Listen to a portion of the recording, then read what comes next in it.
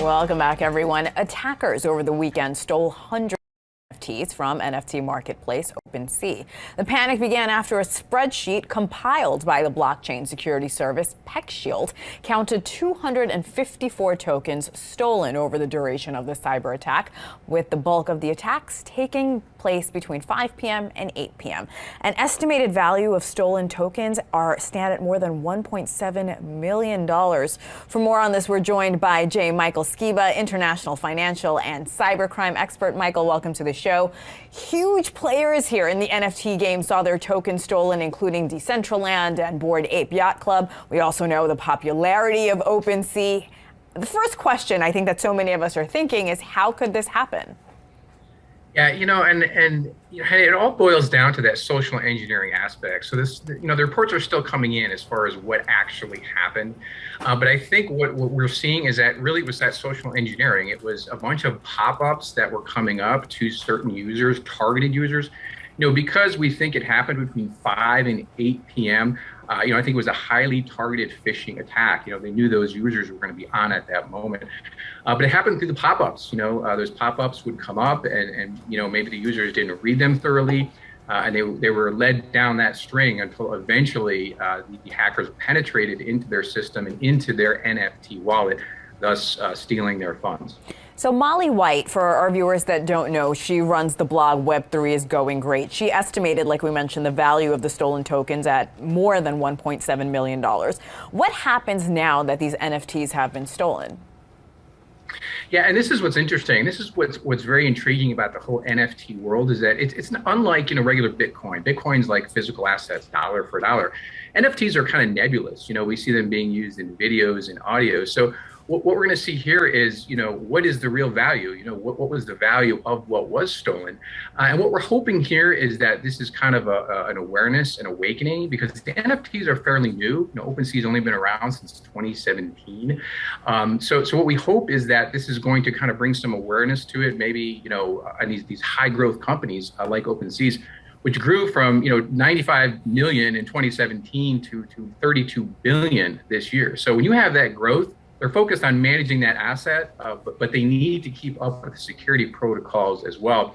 And a lot of those, again, come down to the basics of the social engineering. It was all just someone, clicking on something they shouldn't have.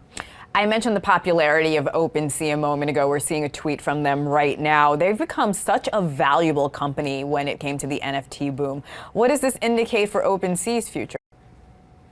And this is what we're going to have to wait and see, because we see this in so many other platforms. Again, NFTs are new. There's thousands of different forms of Bitcoin out there. What you're going to see is two things. You're going to see, one, the publicity is out there for OpenSeas. So some people might just Google it that might not have before, looking for assets, or looking for investments.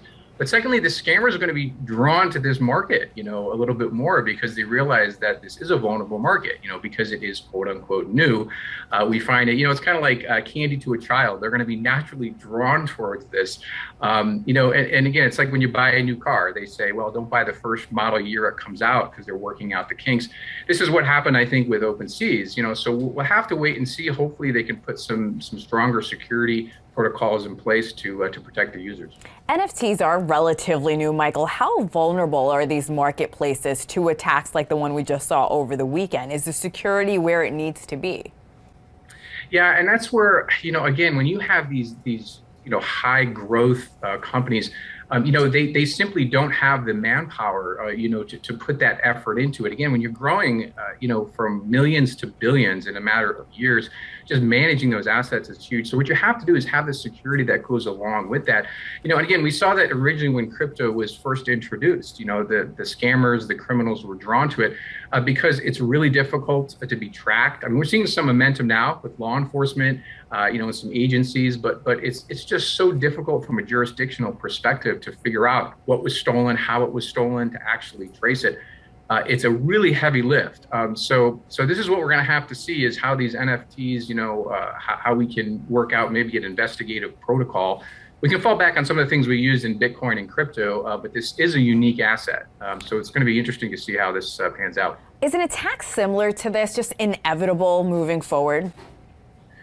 Yeah, unfortunately, I hate to say yes, because what we're going to see is we're going to have a new platform come out maybe next year, year after, a bigger platform that people are going to be drawn to, and quite frankly, the same thing is going to happen here. You're going to see the scammers drawn to that, looking for those vulnerabilities, and Bitcoin is like it's a new era. Everyone's excited about it. Everyone's hearing about it.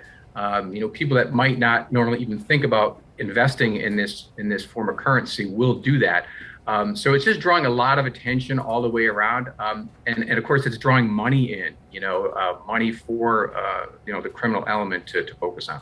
J. Michael Skiba, Dr. Fraud, international financial and cybercrime expert.